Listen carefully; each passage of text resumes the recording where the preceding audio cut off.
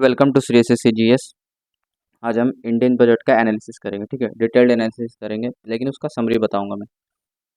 जो पूरा बजट दिया गया उसको नहीं पढ़ूंगा, उसमें जो जो इम्पोर्टेंट है, जो जो टॉपिक, उसका पूरा समरी आपको अभी बता दूंगा, ताकि कम टाइम में आपको बजट की ज़्यादा नॉलेज हो जाए, ठीक है। तो चलिए शुरू करते हैं।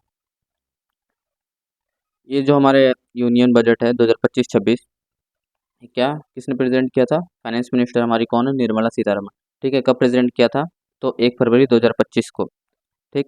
और इस बजट का एम क्या है? इस बजट का एम है हमारी इकोनॉमिक ग्रोथ, एम्प्लॉयमेंट और इन्वेस्टमेंट और सेल्फ रिलायंस। सेल्फ रिलायंस का मतलब है आत्मनिर्भर भारत, ठीक है। सेल्फ रिलायंस, ताकि खुद के ऊपर निर्भर रहे, ठीक है।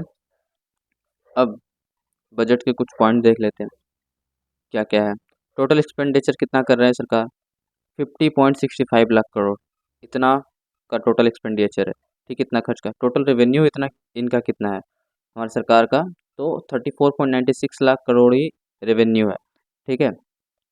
अब रेवेन्यू क्या होता है? मतलब कि जितनी सरकार की एस्टिमेटेड है कि ये कमा लेंगे, ठीक है, इतना कमा लेंगे। अब खर्च कितना कर रहे हैं? ये 50.65 लाख करोड़। इसमें से कैपिटल एक्सपेंडिचर इनका कितना है? तो 10.18 लाख करोड़। कैपिटल एक्सपेंडिचर उनको बोलते हैं जैसे कि जो इंफ्रास्ट्रक्चर में, मैन्युफैक्चरिंग में, इन सब में जो ज़्यादा खर्च होते हैं, इन सब में जो खर्च होते हैं ना, उसको कैपिटल एक्सपेंडिचर बोलते हैं। अब इनका फिजिकल डेफिसिट क्या है? ये 4.4 इस साल रखा गया है। पिछले साल 4.8 हो गया था, इस बार उसे कम किया गया। फिजिकल डेफिसिट जितना कम हो उतना बेटर होता है।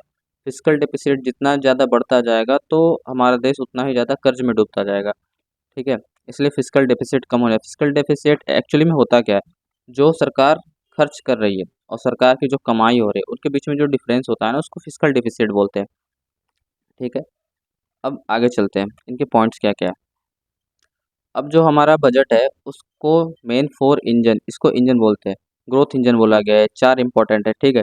इसमें क्या क्या है? सबसे पहला एग्रीकल्चर एंड रूरल डेवलपमेंट, यानी कि जो हमारे एग्रीकल्चर एरिया है और जो रूरल एरिया, ठीक है, उसका डेवलपमेंट के लिए एमएसएमई एंड स्टार्टअप्स। एमएसएमई क्या होता है? Micro small and medium enterprises, और जो स्टार्टअप्स हो रहे हैं, ठीक है, उसमें तीसरा क्या है? इंफ्रास्ट्रक्चर एंड इन्वेस्टमेंट है। इंफ्रास्ट्रक्चर आपको बताया, जो रेलवे, एयरपोर्ट, ये सब जो है देश की इंफ्रास्ट्रक्चर, उसमें।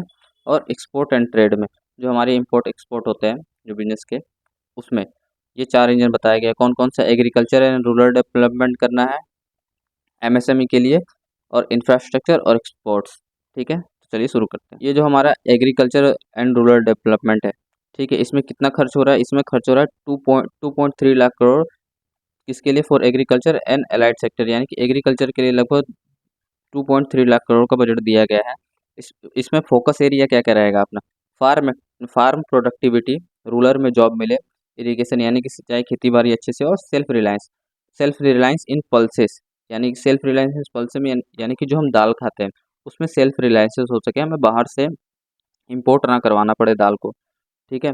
ये है मेन फोकस। क्या है? फार्म प्रोडक्टिविटी, हमारी जो प्रोडक्टिविटी है वो थोड़ी अच्छे से हो, इंक्रीज हो। रूरल्स में जॉब मिले, जो रूरल्स एरिया है, ग्रामीण क्षेत्र है, उधर जॉब मिले। इरिगेशन यानी कि सिंचाई अच्छे से हो, खेती बाड़ी अच्छे से हो, उस पर हमारा फोकस है, ठीक है। फोकस एरिया है। उसके अनाउंसमेंट डेटा क्या क्या है?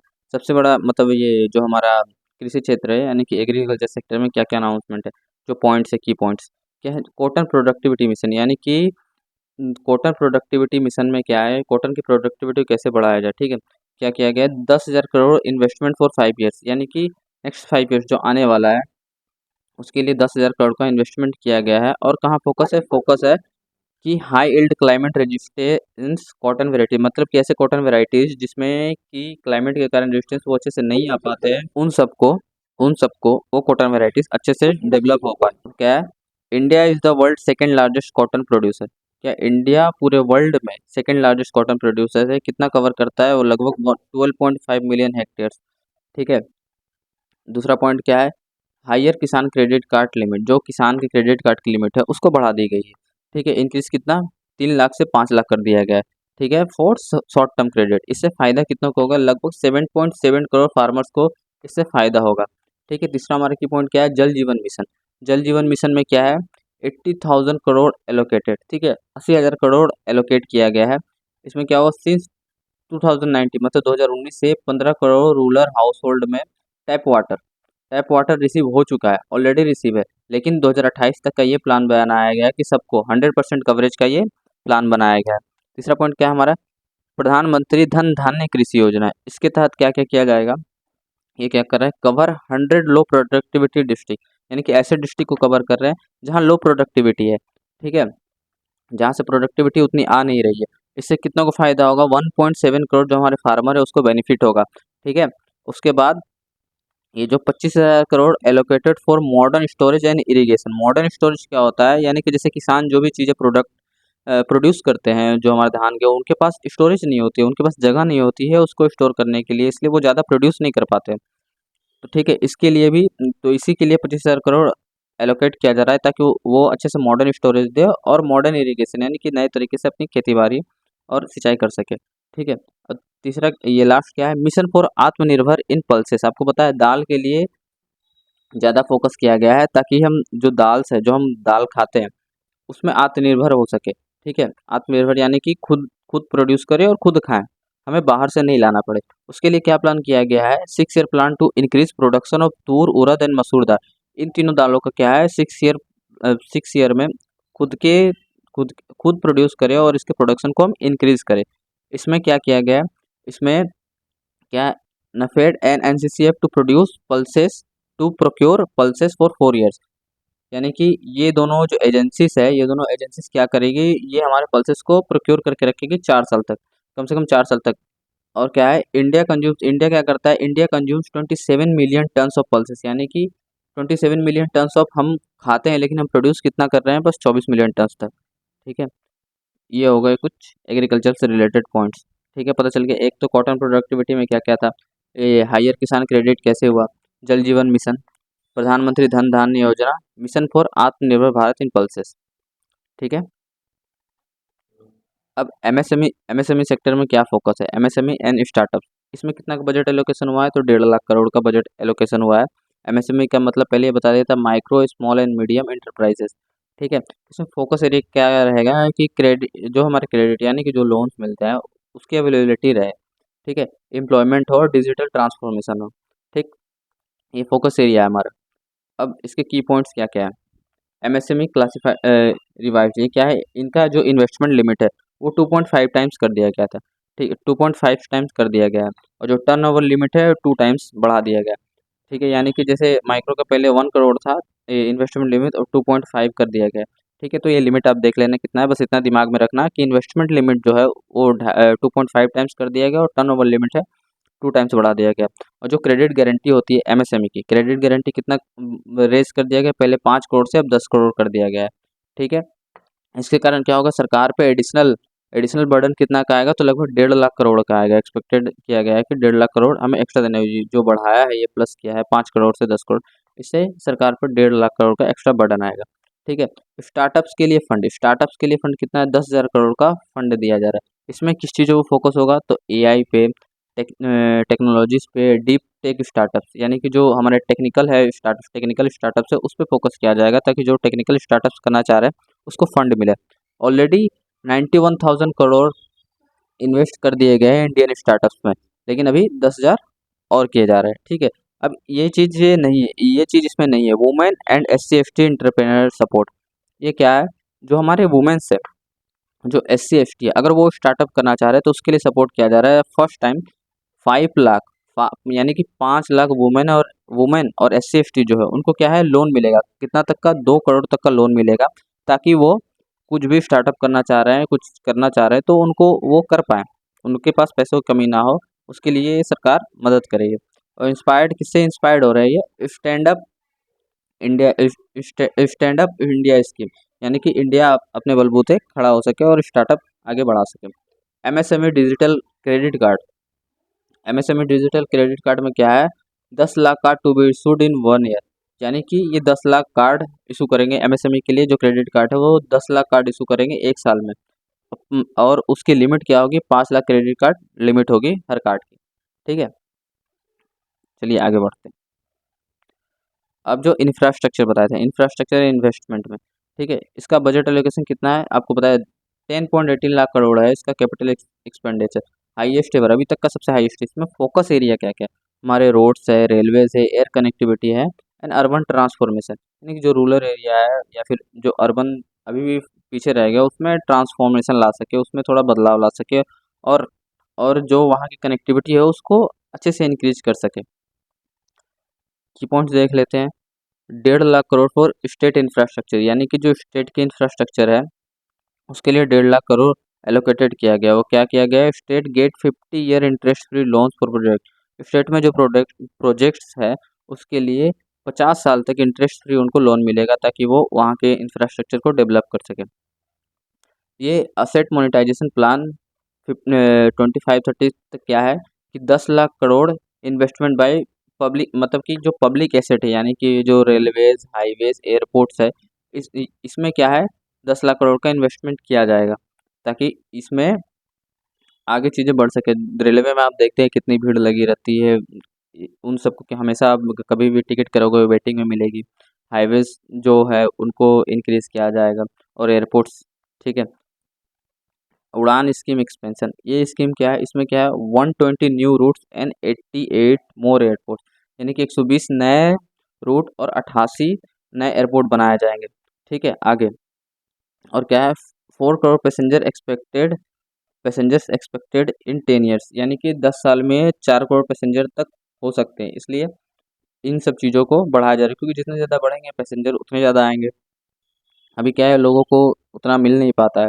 अब जैसे एयर टिकट करते हैं तो आज आपको टिकट करनी है तो कितनी महंगी टिकट करनी पड़ती है आपको, ठीक है। तो अगर हमारे पास अवेलेबिलिटी रहेगी तो हमें इन सब चीज़ों में फ़ायदा होगा। ग्रीनफील्ड एयरपोर्ट इन बिहार, इसका क्या है 8,000 crore allocated for Patna and the airport expansion, ठीक है।